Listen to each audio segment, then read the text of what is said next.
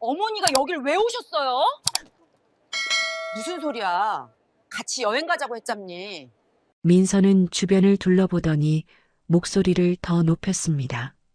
옆에 지나가던 사람들도 돌아볼 정도였어요. 어머니가 거길 왜 가요? 어머니 비행표 없어요. 저희끼리 가는 건데 왜 오신 거예요? 머릿속이 하얘졌습니다. 며칠 전 민서가 분명히 말했었죠. 같이 방콕 가자고요. 옆에 서 있던 아들 태우는 고개를 숙인 채 저를 쳐다보지도 못했습니다. 입술만 달싹거릴 뿐이었죠. 어머니, 저희가 언제 그런 말을 했다고 그러세요? 어머니 나이도 있으신데 따라오면 저희도 힘들어요. 얼른 집에 가세요. 손을 내저으며 거부하는 모습이 마치 모르는 사람을 대하는 것 같았어요. 가슴이 철렁 내려앉았습니다. 민서가 태우에게 말했어요. 여보, 어머니 택시 태워보내. 이러다가 우리 늦어. 태우는 머뭇거리며 작게 중얼거렸죠. 엄마, 우리 먼저 갈게. 택시 타고 가. 그리고는 민서를 따라 출국장 안쪽으로 들어갔습니다. 이 모든 일이 어떻게 시작되었는지 그 이야기를 처음부터 들려드릴게요. 새벽 5시에 눈을 떴어요. 사실 밤새 잠을 설쳤죠. 오늘은 평생 처음으로 가족들과 함께 해외여행을 가는 날이었으니까요. 침대에서 일어나 옷장 문을 열었습니다. 며칠 전에 새로 산 연한 베이지색 블라우스가 보였어요. 손으로 천천히 옷을 꺼내며 거울 앞에 대봤죠. 69평생, 이렇게 설레는 아침이 또 있었을까요? 세수를 하고 옷을 입었습니다. 거울을 보니 낯설게도 얼굴에 미소가 번지더군요. 작은 캐리어는 이미 며칠 전에 다 챙겨뒀습니다. 태우와 민서는 어제 공항 근처 호텔에서 한숨 자고 바로 공항으로 간다고 했죠. 그래서 저는 오늘 혼자 공항에 가야 했습니다. 가방 손잡이를 잡으니 설렘과 떨림이 동시에 밀려왔어요. 현관문을 나서는데 발걸음이 가벼웠습니다. 택시를 타고 공항으로 가는 동안 창밖 풍경이 유난히 밝게 보였어요. 택시 운전기사분께서 물으셨죠. 어디 좋은 데 가시나 봐요? 저는 웃으며 대답했습니다. 네, 아들이랑 며느리랑 방콕 여행 가요. 처음이에요, 해외여행은. 기사분도 따라 웃으시더군요. 그 순간이 참 행복했어요. 누군가에게 자랑할 수 있는 가족이 있다는 게 감사했습니다. 공항에 도착했어요. 새벽인데도 사람들이 많았죠. 캐리어를 끌고 공항 안으로 들어갔습니다. 주변을 둘러보며 태우와 민서를 찾았어요. 저 멀리 민서의 긴 생머리가 보이더군요. 손을 들어 흔들려는 순간이었습니다. 민서가 저를 봤어요. 그런데 이상했죠. 발걸음이 멈추더니 표정이 굳어졌어요. 무슨 일인가 싶어 더 가까이 다가갔습니다. 그때 민서가 입을 열었죠. 목소리가 차가웠어요. 어머니가 여길 왜 오셨어요? 순간 귀를 의심했습니다. 무슨 말인지 이해가 안 됐죠. 저는 어리둥절한 표정으로 물었어요. 무슨 소리야?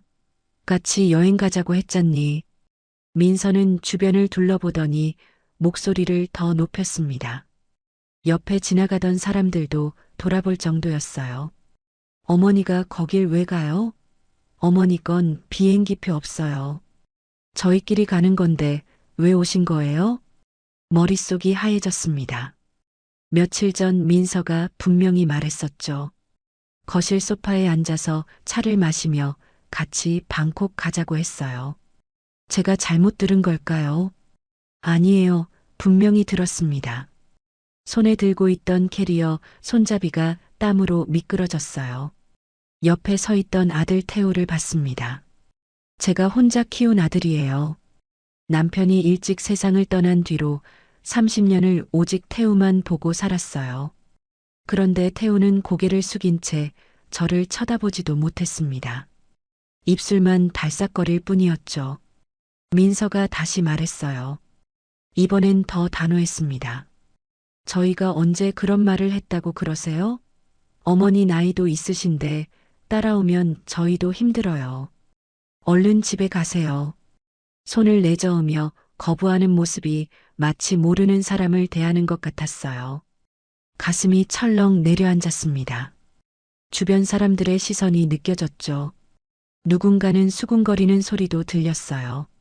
저는 그저 멍하니 서 있을 수밖에 없었습니다. 민서가 태우에게 말했어요. 여보, 어머니 택시 태워보내. 이러다가 우리 늦어. 태우는 머뭇거리며 작게 중얼거렸죠. 엄마, 우리 먼저 갈게. 택시 타고 가. 그리고는 민서를 따라 출국장 안쪽으로 들어갔습니다. 저를 한 번도 제대로 보지 않은 채로요. 두 사람의 뒷모습이 점점 멀어졌어요. 제 손에는 아직도 캐리어가 들려 있었습니다. 주변 사람들의 시선이 따가웠어요. 누군가는 동정의 눈빛으로, 누군가는 호기심 어린 눈빛으로 저를 봤죠. 어떤 젊은 여자분이 다가와 물었습니다. 괜찮으세요? 이쪽 의자에 앉으실래요? 저는 고개를 저었어요. 괜찮다고 말하려 했는데 목소리가 나오지 않았습니다. 그저 고개만 저을 수밖에 없었죠. 떨리는 다리로 겨우 공항 밖으로 나왔어요. 택시 승강장에서 차를 기다리는 동안 눈물이 났습니다. 참으려 했지만 소용없었죠. 평생 처음 느껴보는 배신감이었어요. 가족이라고 믿었던 사람들한테 버림받는 기분이 이런 건가요? 택시에 올랐습니다. 기사분이 물으셨죠. 어디로 갈까요? 집 주소를 말했어요. 목소리가 떨렸지만 어떻게든 말을 이어갔습니다. 차창 밖으로 지나가는 풍경이 아까와는 전혀 다르게 보였어요. 모든 게 흐릿하고 멀게만 느껴졌죠. 집으로 가는 내내 생각했습니다. 제가 뭘 잘못한 걸까요? 태우를 키우며 단 한 번도 제 욕심을 부린 적이 없었어요. 남편이 세상을 떠난 뒤로 모든 걸 포기하고 아들만 바라봤죠.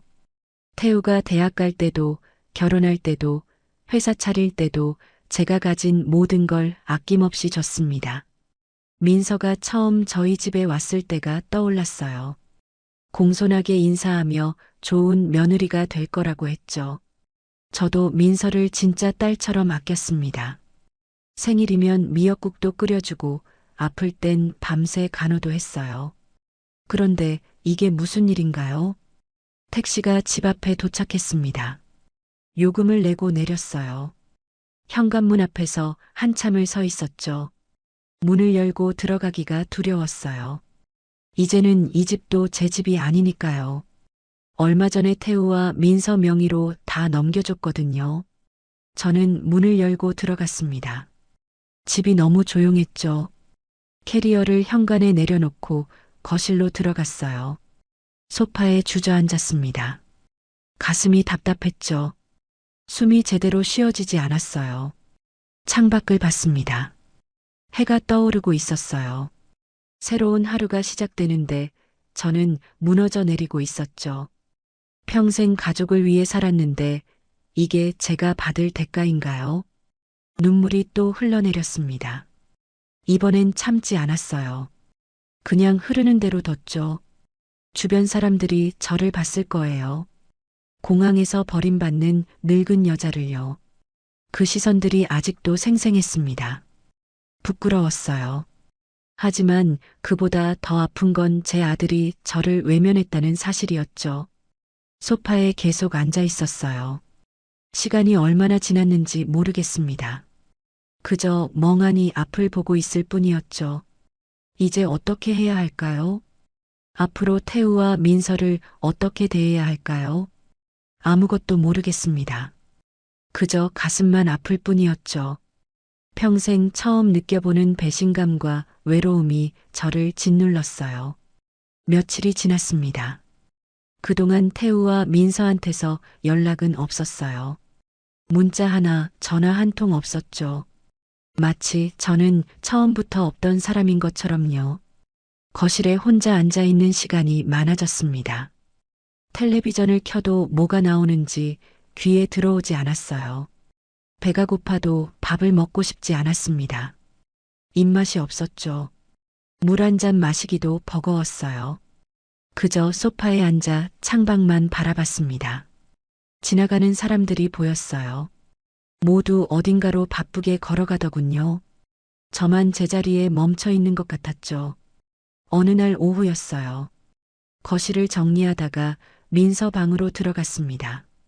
평소엔 함부로 들어가지 않았죠. 며느리 방이니까요. 그런데 그날은 왠지 들어가고 싶었습니다. 문을 열고 안으로 들어갔어요. 책상 위에는 서류철이 놓여 있었습니다. 두꺼운 파일이었죠. 무심코 손을 뻗어 열었습니다. 첫 장을 넘기는 순간 가슴이 철렁했어요. 증여 계약서가 보였거든요. 손이 떨렸습니다. 천천히 서류를 들여다봤어요. 제 이름이 적혀 있었죠. 제 도장도 찍혀 있었고요. 그런데 이상했습니다.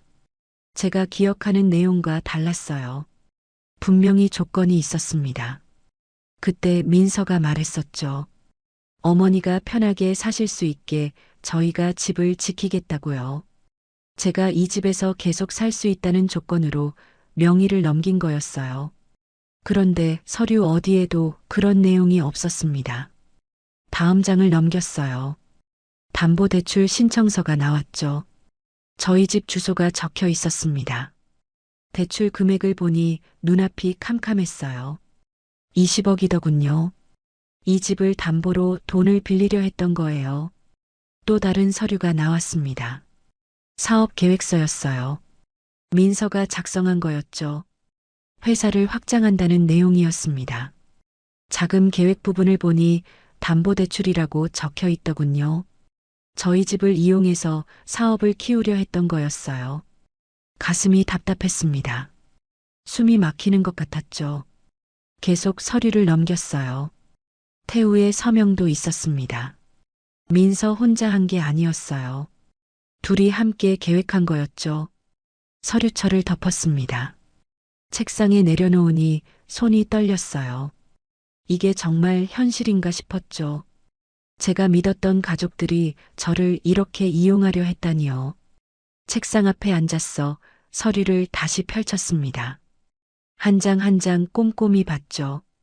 제가 서명한 기억과 다른 부분들이 많이 보였어요. 조건이 빠져 있었고 제가 동의하지 않은 내용도 있었습니다. 눈물이 흘러내렸어요. 화가 나서 우는 건지 슬퍼서 우는 건지 모르겠더군요. 그냥 눈물이 멈추지 않았습니다. 제 인생이 이렇게 무너질 수 있다는 게 믿기지 않았어요. 서류철을 다시 들여다봤습니다. 메모지도 끼워져 있었어요.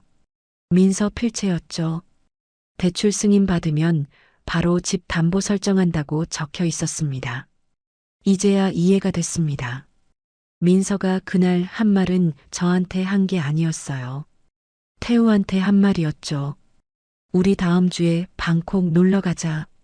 저도 그 자리에 있었지만 민서는 저를 보지도 않았습니다. 마치 투명인간처럼요. 그저 태우하고만 이야기했죠. 저는 그냥 옆에 앉아있던 사람일 뿐이었습니다. 그런데 저는 착각했던 거예요. 우리라는 말 속에 제가 포함됐다고요. 가족이니까 당연히 저도 함께 가는 거라고 생각했죠. 하지만 민서가 말한 우리는 태우와 민서, 자기 둘만을 뜻하는 거였습니다. 집은 이미 자기들 명의였으니까요. 제 이름은 서류 어디에도 없었죠. 그러니까 저는 이제 필요 없는 사람이었습니다. 신경 쓸 이유도 없는 거예요. 그래서 공항에서 그렇게 차갑게 대했던 겁니다. 저를 일부러 불러낸 게 아니었죠. 그냥 제가 착각해서 따라간 거였어요. 민서 입장에선 왜 따라왔냐는 거였겠죠. 이미 저는 자기들 인생에서 필요 없는 사람이니까요. 저는 투명인간 취급이었습니다. 명의를 넘겨준 그날부터요. 주먹을 꽉 쥐었습니다. 손톱이 손바닥에 박히는 게 느껴졌어요. 아팠지만 그냥 뒀죠. 이 아픔이 오히려 정신을 차리게 해줬습니다. 일어나서 서류철을 들고 거실로 나왔어요. 식탁에 앉아 다시 한번 모든 서류를 확인했습니다. 증여계약서, 담보대출 신청서, 사업계획서, 메모지까지요. 하나하나 사진을 찍었습니다. 증거로 남겨야 했으니까요. 사진을 찍으며 생각했습니다. 제가 정말 제대로 된 서류에 서명한 게 맞나요? 분명히 조건이 있었어요. 제가 이 집에서 계속 살 수 있다는 조건이요. 그런데 서류 어디에도 없었죠. 그때 문득 떠올랐습니다. 제가 서명할 때 민서가 급하게 서두르던 모습이요. 찬찬히 읽어보려 하니까 괜찮다며 여기만 서명하라고 했었죠. 자기를 믿으라고 했어요. 가족이지 않냐면서요. 가슴이 쿵 내려앉았습니다. 제가 너무 순진했던 거예요. 가족이라는 말만 믿고 아무 생각 없이 서명했죠. 서류 내용도 제대로 확인하지 않았어요. 휴대폰을 집어들었습니다. 태우한테 전화할까 생각했죠. 그런데 번호를 누르다 말고 멈췄어요. 뭐라고 말해야 할까요? 아들아, 너가 엄마를 속였니? 이렇게 물어야 하나요? 전화를 내려놨습니다. 아직은 때가 아니에요. 더 확실한 증거가 필요했죠. 그리고 어떻게 대응할지 계획도 세워야 했어요. 창밖을 봤습니다. 어느새 해가 지고 있었어요. 하루가 또 지나가더군요. 서류철을 다시 민서 방에 갖다 놨습니다. 원래 있던 자리 그대로요. 아직은 제가 안다는 걸 들키면 안 됐죠. 거실로 돌아와 소파에 앉았습니다. 머릿속이 복잡했어요. 화도 나고 슬프기도 하고 허무하기도 했죠. 평생 가족을 위해 살았는데 이런 결말이라니요. 밤이 깊어갔습니다. 잠이 오지 않았어요. 눈을 감으면 서류에 적힌 숫자들이 떠올랐죠. 20억이라는 대출 금액, 제 집을 담보로 잡으려던 계획들이요. 다음 날 아침에 일어났어요. 결심했습니다. 이대로 당할 수는 없었죠. 제 인생을 함부로 대했던 죄를 똑똑히 갚게 해야 했어요. 어떻게 할지는 아직 모르겠지만 분명히 방법은 있을 겁니다. 침대 옆 서랍을 열었어요. 예전에 받아뒀던 명함들이 있었습니다. 하나하나 살펴봤죠. 변호사 명함도 있었습니다. 몇 년 전에 이웃분한테 받았던 적이 있었죠. 명함을 손에 쥐고 한참을 봤어요. 전화를 걸까 말까 고민했죠. 그런데 용기가 나지 않았습니다. 제가 감당할 수 있을까요? 법적으로 싸운다는 게 쉬운 일이 아닐 텐데요. 명함을 다시 서랍에 넣고 조금 더 생각해 보기로 했습니다. 급하게 움직이면 안 됐죠. 신중하게, 확실하게 준비해야 했어요. 그날도 하루 종일 집에 있었습니다. 아무것도 하지 않았어요. 그저 생각만 했죠. 어떻게 하면 제 권리를 되찾을 수 있을지, 태우와 민서한테 제대로 된 교훈을 줄 수 있을지요. 해가 지고 다시 밤이 왔습니다. 이번엔 잠이 왔어요. 피곤했거든요. 눈을 감으니 스르르 잠이 들더군요. 꿈을 꿨습니다. 남편이 나왔어요. 오랜만에 보는 얼굴이었죠. 남편이 제 손을 잡으며 말했습니다. 당신은 강한 사람이야. 이겨낼 수 있어. 깨어나니 눈가가 젖어 있었어요. 울었나 봅니다. 손으로 눈물을 닦았죠. 남편 말이 맞아요. 저는 강한 사람입니다. 남편 없이 30년을 혼자 살아왔잖아요. 이번에도 이겨낼 수 있을 거예요. 그렇게 일주일이 지났습니다. 그동안 아무한테도 말하지 않았어요. 저는 조용히 혼자 움직이기 시작했습니다. 먼저 서류철을 다시 봤습니다. 이번엔 더 꼼꼼히 살펴봤어요. 진명의 이전 날짜, 증여계약서 작성 날짜, 담보대출 신청 날짜를 비교했죠. 이상한 점이 보였습니다. 증여계약서에는 제가 서명한 날짜가 적혀 있었어요. 그런데 제 기억과 달랐죠. 분명히 그날은 아니었어요. 민서가 날짜도 조작한 게 분명했습니다. 밤새 서류를 들여다봤어요.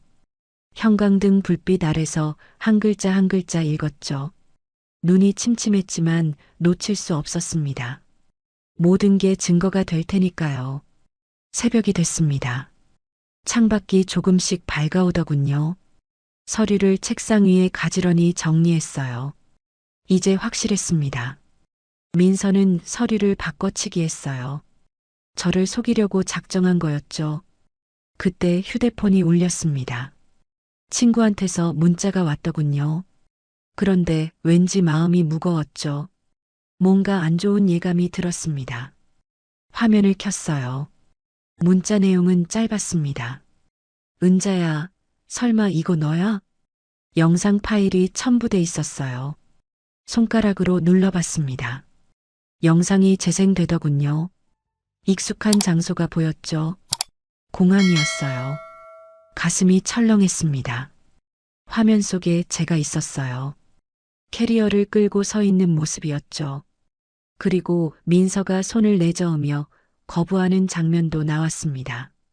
누군가 그때 저를 찍었던 거예요. 영상은 계속됐습니다. 태우가 저를 두고 떠나는 모습, 제가 멍하니 서 있는 모습까지 다 담겨 있었죠. 보는 내내 손이 떨렸습니다. 부끄러웠어요. 제 비참한 모습이 이렇게 찍혀 있다니요.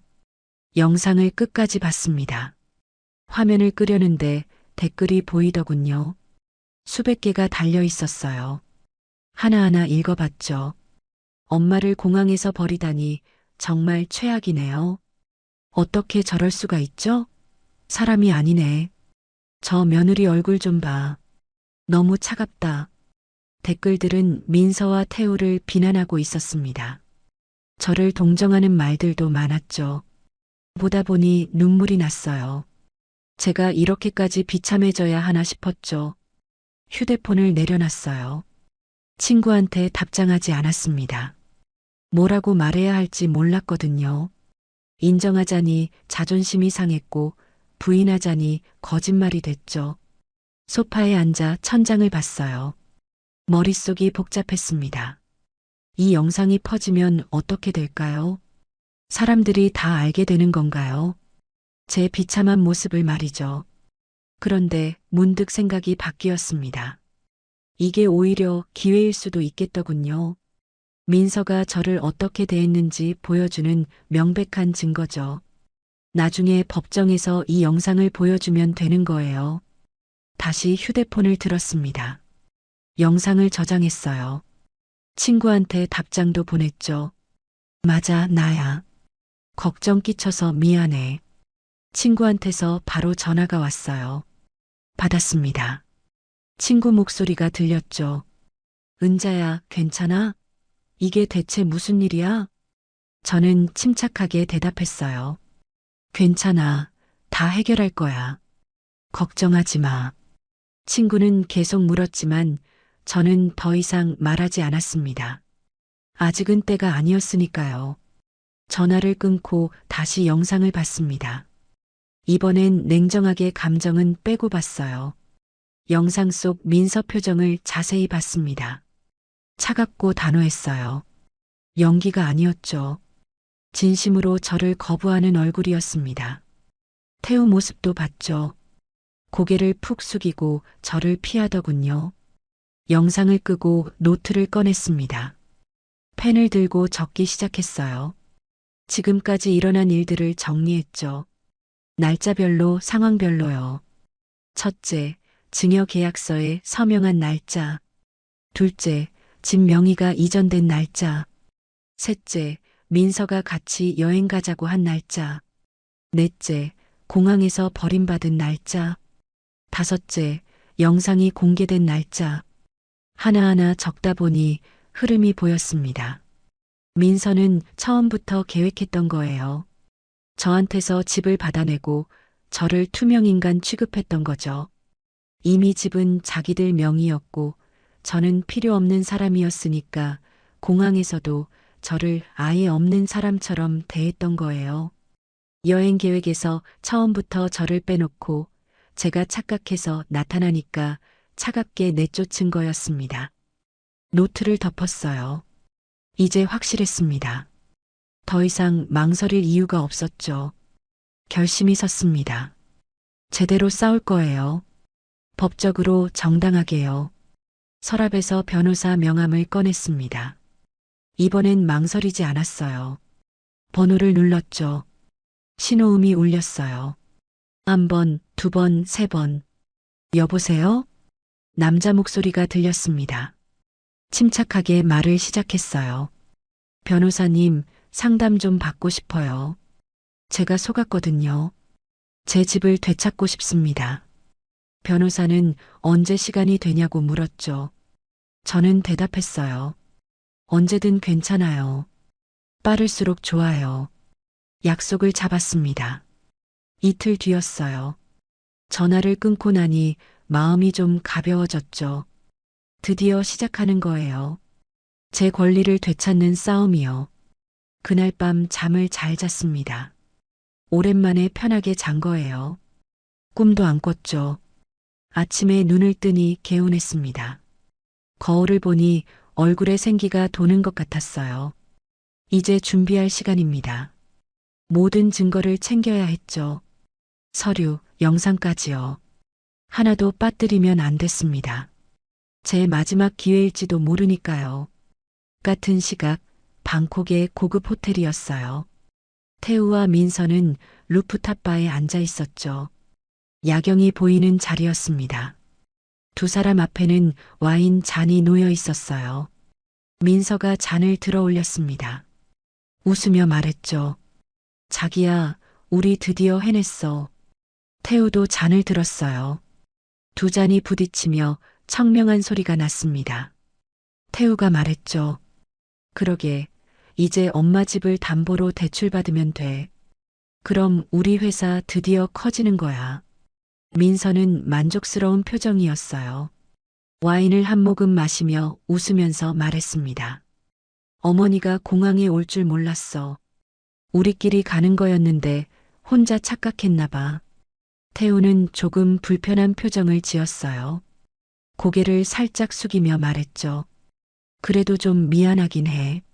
엄마가 그렇게 상처받은 표정으로 쳐다보니까 얼굴을 제대로 못 보겠더라. 민서가 태우를 쳐다봤습니다. 눈빛이 차가웠어요. 지금 와서 무슨 소리야? 우리가 여기까지 오는데 얼마나 고생했는데. 이제 와서 흔들리면 어떡해. 태우는 입을 다물었어요. 더 이상 말하지 않았죠. 민서가 다시 말을 이었습니다. 우리 계획대로 하면 돼. 집 담보로 20억 대출받고 그 돈으로 회사 확장하는 거야. 그럼 우리 평생 먹고 살 걱정 없어. 태우도 고개를 끄덕였어요. 조금 전에 미안함은 사라진 것 같았죠. 다시 잔을 들며 말했습니다. 그래, 우리가 꿈꿔온 거잖아. 이제 곧 이루어지는 거야. 민서가 휴대폰을 꺼냈습니다. 화면을 터치하며 뭔가를 확인했어요. 사업 계획서였죠. 태우한테 보여주며 말했습니다. 여기 봐. 대출받으면 이렇게 투자하는 거야. 공장 확장하고 직원도 더 뽑고 해외 시장도 진출하고. 태우는 화면을 들여다봤어요. 눈빛이 반짝였습니다. 욕심이 보였죠. 와, 이렇게 되면 우리 진짜 대박이야. 회사 규모가 몇 배는 커지겠어. 민서가 웃었어요. 만족스러운 미소였습니다. 그럼, 그래서 내가 이렇게 준비한 거잖아. 어머니 진명에 받는 것도, 서류 조작하는 것도 다 이것 때문이야. 태우는 잠깐 표정이 어두워졌어요. 조용히 물었습니다. 그런데 우리가 서류 조작한 거 엄마한테 안 걸리겠지? 민서가 고개를 저었어요. 자신 있는 표정이었죠. 걱정 마. 어머니가 뭘 알겠어. 그냥 우리 믿고 서명하셨잖아. 나중에 알아도 이미 늦었어. 이미 법적으로 명의는 우리 거니까. 태우도 안심한 듯 웃었습니다. 두 사람은 다시 와인을 마셨어요. 호텔 루프탑에서 야경을 보며 즐거워하는 모습이었죠. 민서가 말했어요. 이번 여행 끝나고 바로 대출 신청하자. 최대한 빨리 진행해야 해. 태우가 고개를 끄덕였습니다. 알았어. 돌아가자마자 바로 할게. 두 사람은 계속 이야기를 나눴어요. 회사가 커지면 어떤 차를 살지, 어떤 집으로 이사 갈지, 어떤 여행을 더 다닐지요. 모든 게 돈 이야기였죠. 민서가 또 말했습니다. 그나저나 어머니는 혼자 집에서 뭐 하고 계실까? 태우는 어깨를 으쓱했어요. 글쎄, 뭐 하시겠어.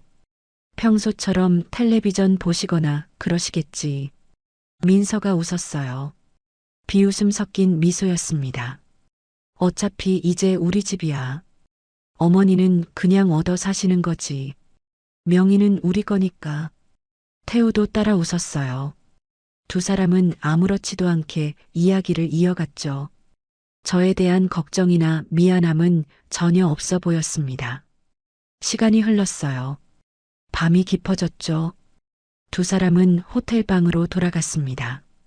침대에 누워서도 계속 이야기했어요. 민서가 말했죠. 자기야, 우리 정말 잘했어. 이제 우리 인생 펴는 거야. 태우가 대답했습니다.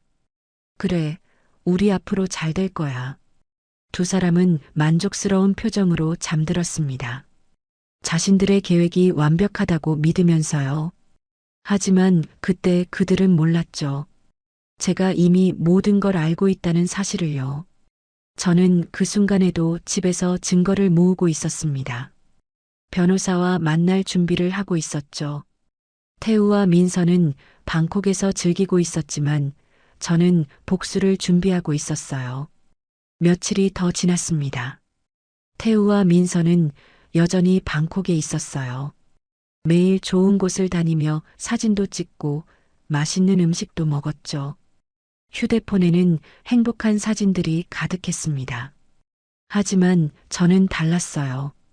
매일 서류를 정리하고 증거를 모으고 변호사와 상담할 준비를 하고 있었죠. 제 마음속에는 분노와 결심이 가득했습니다. 방콕의 마지막 밤이었습니다. 태우와 민서는 다시 루프탑 바에 올라갔어요. 이번에도 와인을 주문했죠. 민서가 말했습니다. 내일 한국 가면 바로 대출 신청하자. 태우가 고개를 끄덕였어요. 알았어. 최대한 빨리 진행할게. 두 사람은 잔을 부딪혔습니다.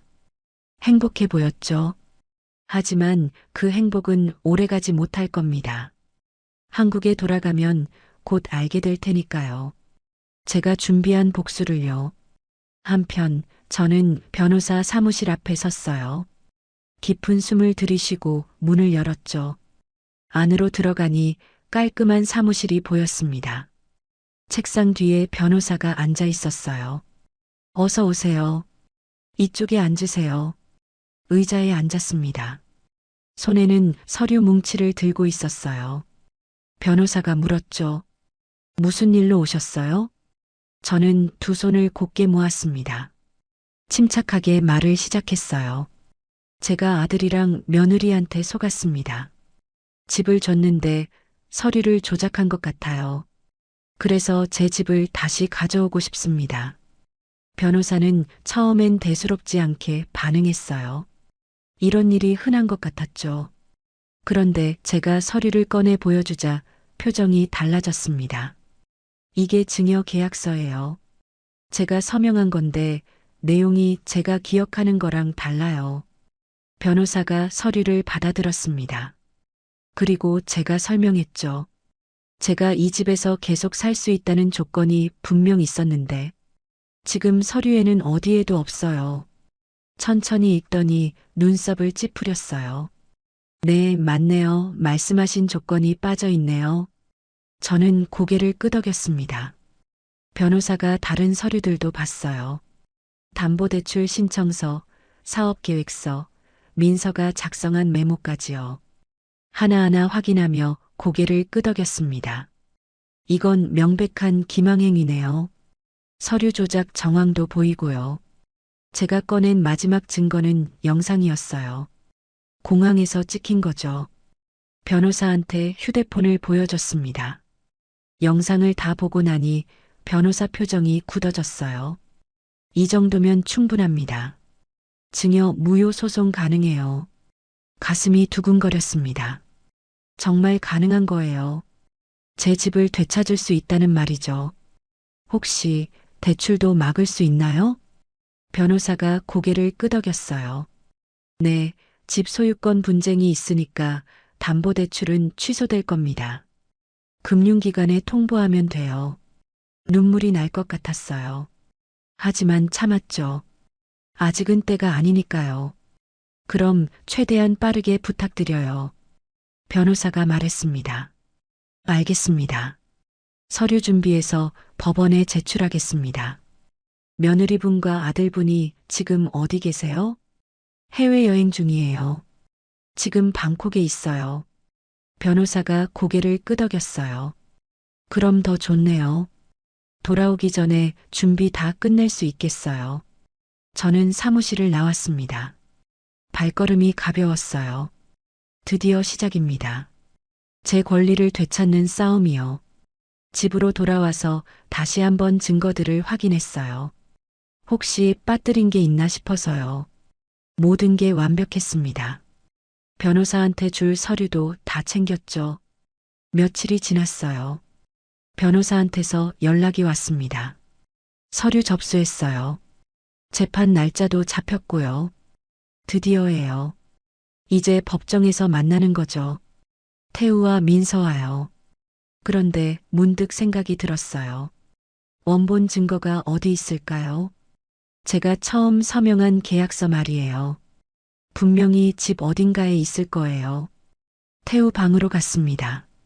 책상 서랍을 열어봤어요. 가장 아래 서랍이었죠.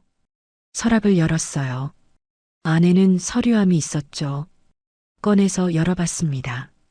여러 서류가 들어있었어요. 하나하나 확인했죠.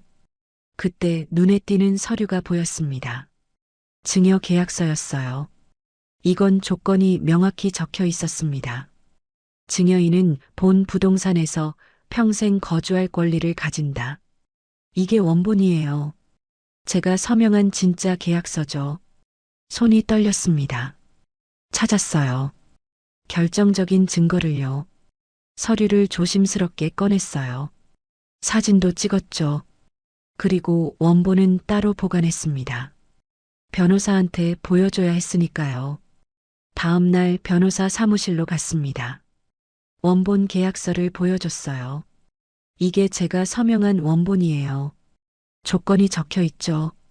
변호사가 자세히 봤어요. 민서가 제출한 사본과 비교했죠. 차이가 명확했습니다. 이건 명백한 서류 조작이네요. 전문가한테 감정 의뢰하겠습니다. 며칠 후 감정 결과가 나왔어요. 민서가 제출한 사본은 변조된 거였습니다. 조건 부분을 지우고 다시 작성한 거죠. 이제 모든 증거가 갖춰졌습니다. 원본 계약서, 변조된 사본, 담보대출 신청서, 사업계획서, 공항 영상까지요. 법정에서 이길 수 있을 겁니다. 변호사가 말했어요. 이 정도 증거면 승소 확률 높아요. 걱정 마세요. 저는 마음이 놓였어요. 하지만 동시에 슬펐죠. 왜 제가 제 아들과 며느리를 상대로 법정에 서야 하는 걸까요? 그날 밤 결심했습니다. 더 이상 태우와 민서와 같은 집에서 살 수 없었어요. 배신감이 너무 컸죠. 재판 진행하면서 서로 얼굴 보는 것도 괴로울 거예요. 저는 다음 날 부동산에 갔습니다. 작은 원룸을 구했어요. 크지 않았지만 혼자 살기엔 충분했죠. 짐을 쌌습니다. 많지 않았어요. 옷 몇 벌, 생활용품 몇 개, 소중한 사진들이요. 캐리어 하나로 충분했죠. 집을 나서는 순간이 왔어요. 현관문을 보며 잠시 섰습니다. 이 집에서 30년을 살았어요. 남편과 함께, 태우와 함께요. 추억이 많은 곳이죠. 하지만 이제는 아니에요. 이 집은 배신의 장소가 됐습니다. 더 이상 추억을 간직할 곳이 아니에요. 문을 나섰습니다. 뒤돌아보지 않았어요. 하지만 이 집을 곧 다시 되찾을 거예요. 법적으로 정당하게요. 그리고 태우와 민서한테 제대로 된 교훈을 줄 겁니다. 원룸에 도착했어요. 작지만 깨끗했죠. 짐을 풀고 창밖을 봤습니다. 새로운 시작이에요. 혼자서 하지만 당당하게요. 휴대폰을 봤어요. 태우한테서 문자가 왔더군요. 엄마, 저희 내일 한국 들어가요. 답장하지 않았습니다. 곧 모든 일을 알게 될 테니까요. 그날 밤 마음이 편해서 그런지 잠도 잘 잤어요. 원룸 침대는 작았지만 편안했습니다. 이제 제 공간이니까요. 아무도 침범할 수 없는 곳이죠. 아침에 눈을 뜨니 햇살이 들어왔어요. 창문을 열었습니다. 새소리가 들렸죠. 오랜만에 느껴보는 평화였어요. 이제 재판만 남았습니다. 법정에서 진실이 밝혀질 거예요. 그리고 저는 제 권리를 되찾을 겁니다. 태우와 민서가 뭐라고 하든 상관없죠. 법은 제 편이니까요. 태우와 민서는 한국에 돌아왔어요. 공항에서 나오는 두 사람은 여전히 행복해 보였죠. 여행이 즐거웠나 봐요. 하지만 그 행복은 오래가지 못했습니다. 집에 도착한 태우가 우편함을 확인했어요. 우편 여러 개가 들어 있었죠. 그중 하나가 법원에서 온 거였습니다. 봉투를 뜯어보는 태우의 얼굴이 굳어졌어요. 이게 뭐야? 민서가 다가왔습니다. 서류를 보더니 눈이 커졌어요. 재판 출석 통지서라고? 두 사람은 서류를 자세히 읽었습니다. 증여 무효 소송, 담보대출 취소 소송이라고 적혀 있었어요. 원고는 저였죠. 민서가 소리쳤습니다. 이게 무슨 일이야? 어머니가 우릴 고소했어? 태우는 믿을 수 없다는 표정이었어요. 손이 떨리며 휴대폰을 꺼냈죠. 제 번호를 눌렀습니다. 신호음이 몇 번 울렸어요. 저는 받지 않았죠. 태우가 다시 걸었습니다. 이번엔 받았어요. 엄마, 집에 왔더니 이게 뭐예요? 재판 출석 통지서라는데. 제 목소리는 침착했습니다. 그 서류 그대로야. 제대로 읽어보고 재판날 법원에서 보자. 엄마, 이게 무슨... 전화를 끊었습니다. 더 이상 할 말이 없었으니까요. 태우는 멍하니 휴대폰을 보고 있었죠. 집 안으로 들어간 민서가 다급하게 말했습니다. 어머니 어디 계세요? 집에 안 계세요? 태우가 집 안을 둘러봤어요. 제 물건들이 없었습니다. 옷장도 비어 있었고 화장대도 깨끗했죠. 엄마가 이사 나가신 것 같아. 민서는 당황했어요. 계획에 없던 일이었으니까요. 어떻게? 이거 진짜 큰일인데. 태우도 초조해했습니다. 변호사한테 전화를 걸었어요. 상담을 받아야 했으니까요. 며칠이 지났어요. 재판날이 다가왔습니다. 저는 변호사와 함께 법원에 갔죠. 법정 앞에서 태우와 민서를 봤어요. 두 사람은 어두운 표정이었습니다. 태우가 다가왔어요. 엄마, 저희 이야기 좀 해요. 재판까지 갈 필요 없잖아요. 저는 고개를 저었습니다. 아니, 할 말은 법정에서 해. 민서도 말하려 했지만 저는 들어주지 않았어요. 바로 법정 안으로 들어갔죠. 곧 재판이 시작됐습니다. 판사가 들어오고 모두 자리에 앉았어요. 제 변호사가 먼저 입을 열었죠. 원고는 피고들의 기망행위로 인해 부동산을 증여했습니다. 증거를 제출하겠습니다. 변호사가 서류들을 내놓았어요. 원본 증여 계약서, 변조된 사본, 감정 결과서까지요. 판사가 하나하나 확인했습니다. 원본과 사본이 다르네요. 변호사가 설명했어요. 네, 피고 김민서가 조건 부분을 삭제하고 사본을 만들었습니다. 원고는 조건부 증여를 했으나 피고들은 무조건부 증여인 것처럼 서류를 조작했습니다. 태우 측 변호사가 반박하려 했어요. 그건 오해입니다. 원고가 자발적으로 제 변호사가 다른 증거를 내놓았습니다. 공항 영상이었어요. 법정에 설치된 화면에 영상이 재생됐죠. 화면 속에서 민서가 저를 거부하는 모습이 나왔어요. 차갑게 손을 내젓는 장면, 태우가 저를 두고 떠나는 장면이요. 법정 안이 조용해졌습니다. 판사가 물었어요. 피고들, 이 영상에 대해 할 말 있습니까? 민서는 아무 말도 못했어요. 태우는 고개를 숙였죠. 변명할 여지가 없었습니다. 제 변호사가 계속 설명했어요. 피고들은 원고를 기망하여 부동산을 증여받았고 이를 담보로 대출을 받으려 했습니다. 이는 명백한 사기 행위입니다. 담보대출 신청서도 제출됐어요. 사업계획서도요. 민서가 작성한 메모까지 모두 증거로 나왔죠. 태우 측 변호사는 더 이상 반박하지 못했어요. 증거가 너무 명백했으니까요. 판사가 말했습니다. 증거를 검토한 결과 피고들의 기망행위가 인정됩니다. 증여는 무효이며 부동산 소유권은 원고에게 반환됩니다. 가슴이 두근거렸어요. 이긴 거예요. 드디어 제가 이긴 겁니다. 판사가 계속 말했어요. 또한 담보대출 신청도 모두 취소됩니다. 피고들은 원고에게 진심으로 사과하고 향후 유사한 행위를 하지 않도록 주의하십시오. 판결이 끝났습니다. 법정 밖으로 나왔어요. 태우와 민서는 멍한 표정이었죠. 민서가 울먹이며 말했어요. 어머니, 이러시면 안 돼요. 저희 회사 어떡해요? 저는 단호하게 말했습니다. 그건 너희가 알아서 해. 내 집을 함부로 건드린 죄, 똑똑히 치러야지. 태우도 다가왔어요. 엄마, 저희가 잘못했어요.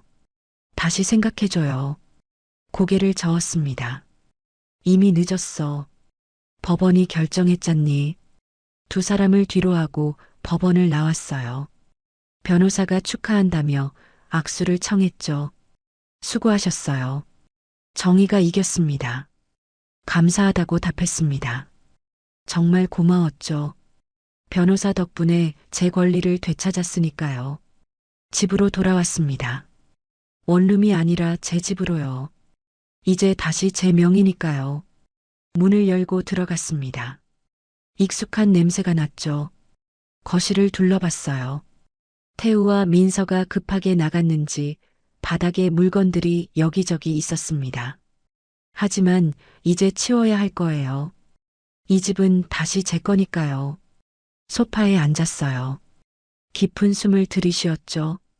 드디어 끝났습니다. 긴 싸움이 끝난 거예요. 창밖을 봤어요. 해가 지고 있었습니다. 노을이 아름다웠죠. 오랜만에 느껴보는 평화였어요. 휴대폰이 울렸습니다.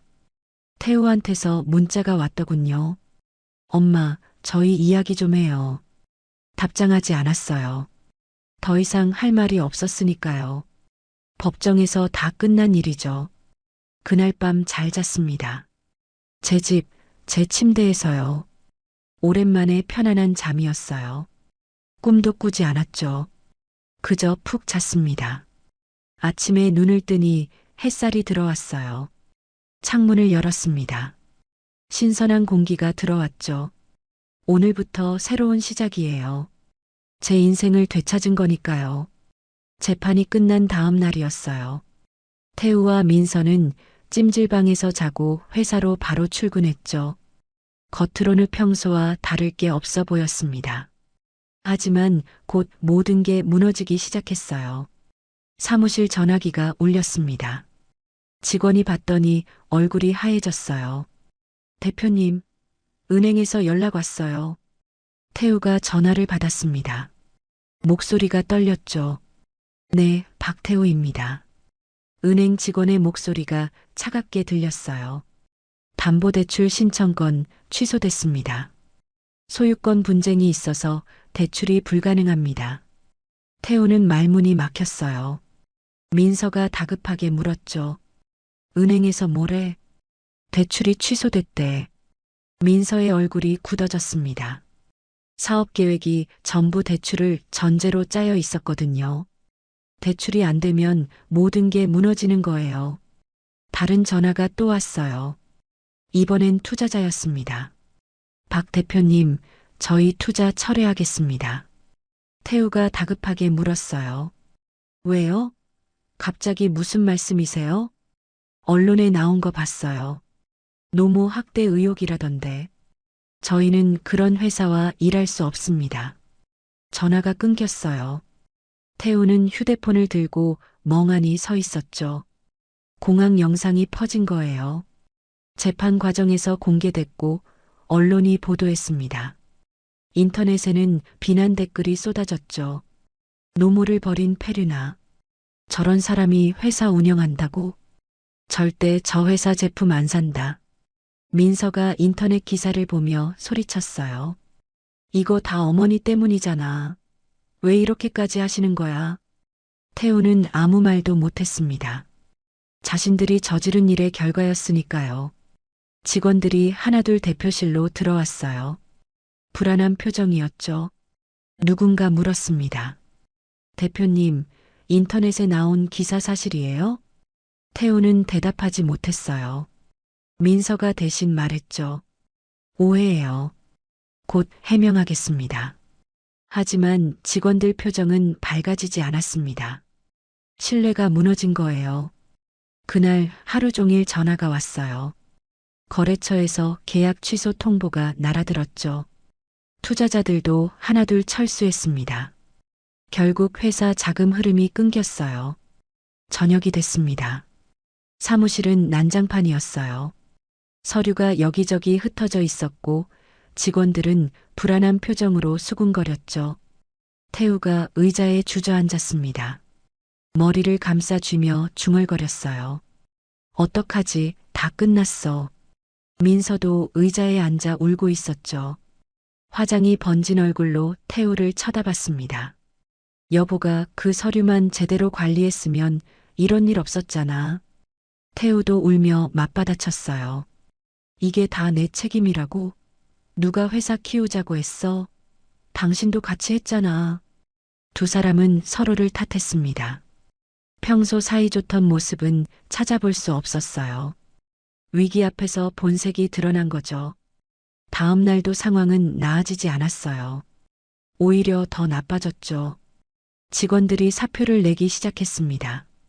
대표님, 저 그만두겠습니다. 저도요. 다른 곳 구해봐야겠어요. 태우는 막으려 했지만 소용없었어요. 직원들은 이미 회사를 떠날 마음을 먹었으니까요. 일주일 만에 직원 절반이 떠났습니다. 남은 사람들도 불안해했죠. 언제 회사가 문 닫을지 모른다는 표정이었어요. 민서는 매일 술을 마셨습니다. 급하게 구한 작은 집에 돌아와서도 소주를 마시며 울먹였죠. 우리 인생 다 망했어. 어떡해.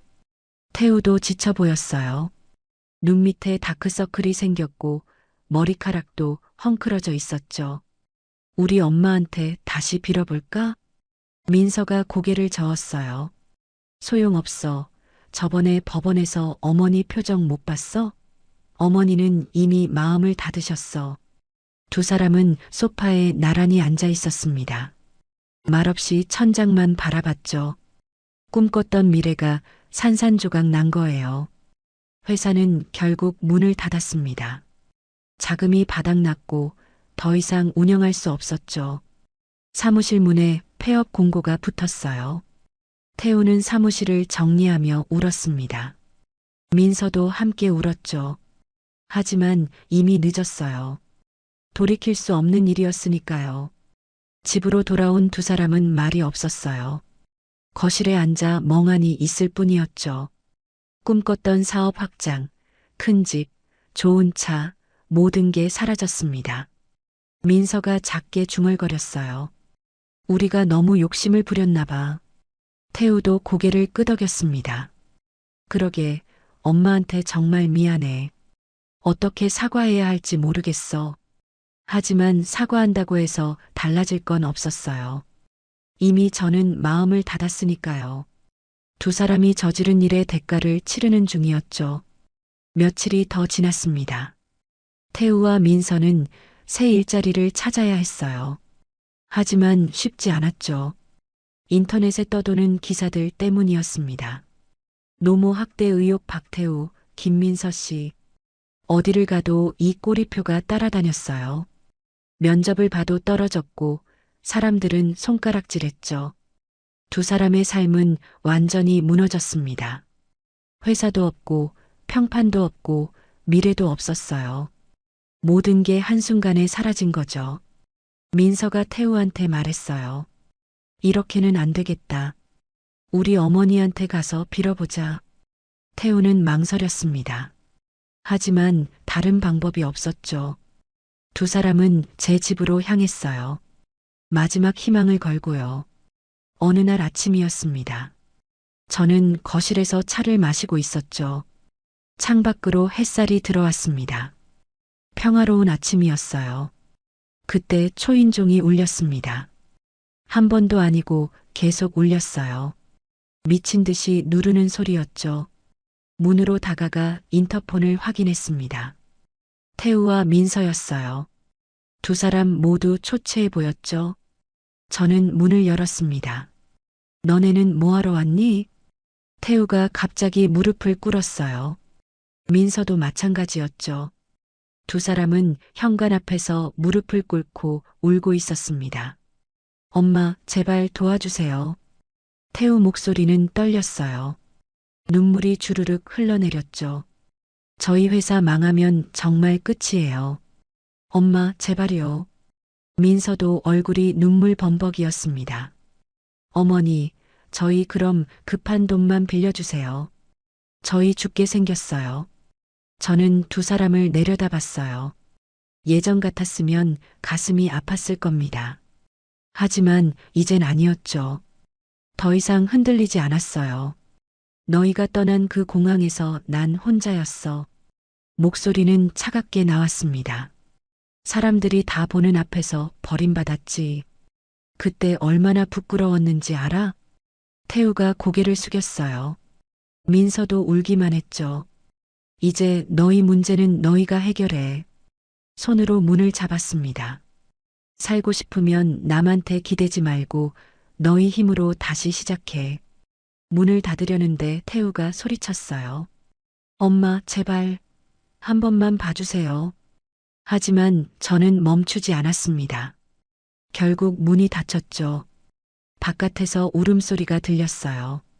태우와 민서가 계속 울고 있었습니다. 저는 문에 등을 기댔어요. 눈을 감았죠. 가슴이 아팠습니다. 하지만 이게 맞는 거예요. 더 이상 속아서는 안 되니까요. 울음소리는 점점 작아졌습니다. 두 사람이 떠난 것 같았어요. 문틈으로 밖을 봤죠. 아무도 없었습니다. 저는 거실로 돌아왔어요. 소파에 앉아 차를 다시 마셨습니다. 손이 조금 떨렸지만 괜찮았죠.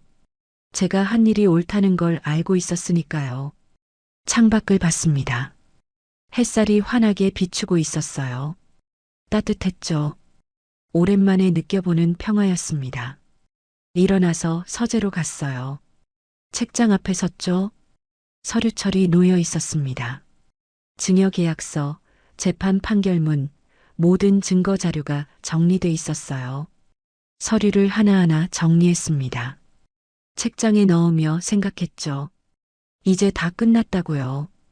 긴 싸움이 끝났습니다. 서류철을 책장에 밀어 넣었어요. 깔끔하게 정리됐죠. 이제 이 서류들은 필요 없을 겁니다.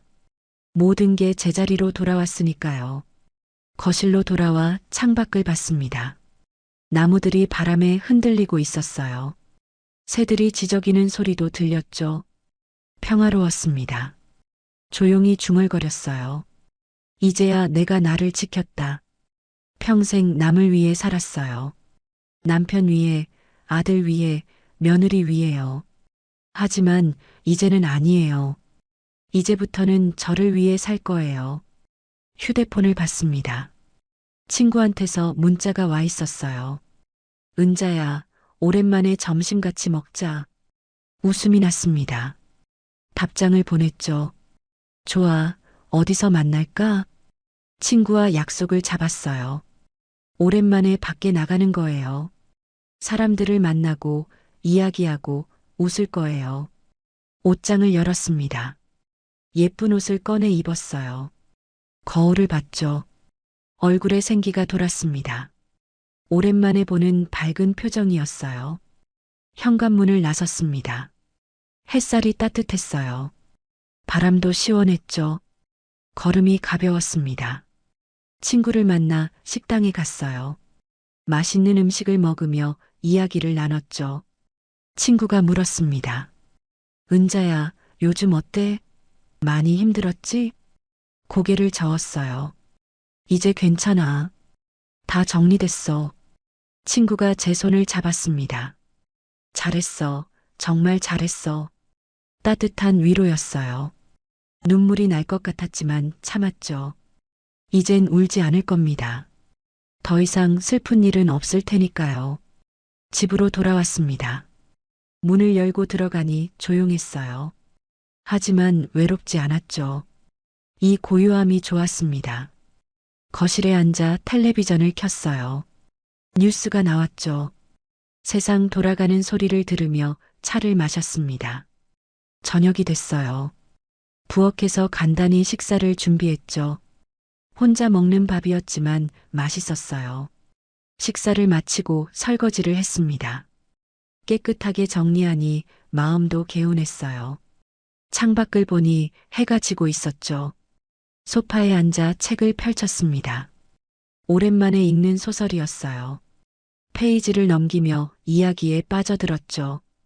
밤이 깊어갔습니다. 책을 덮고 침실로 갔어요.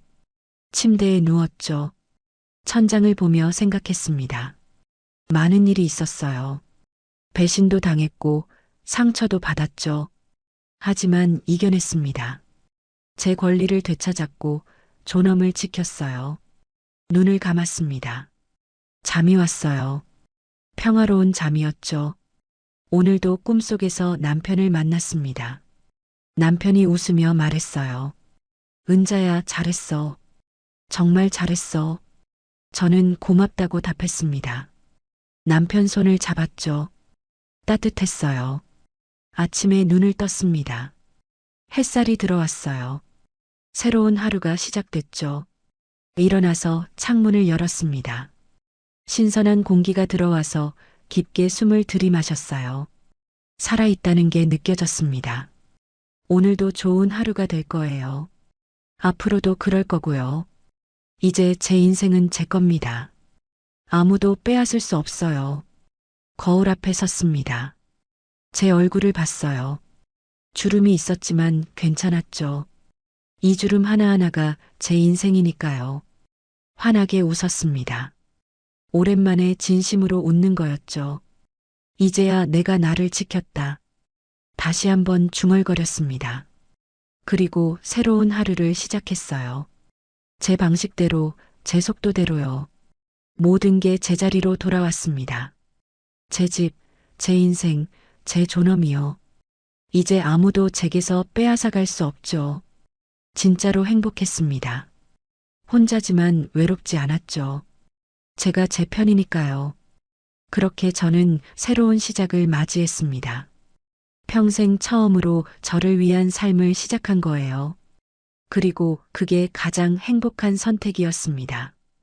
이야기를 끝까지 들어주신 분이 계시다면 댓글 하나만 남겨주세요. 지금까지 이야기 들어주셔서 감사합니다. 구독과 좋아요 부탁드려요. 여러분의 관심 하나하나가 제게 큰 힘이 됩니다.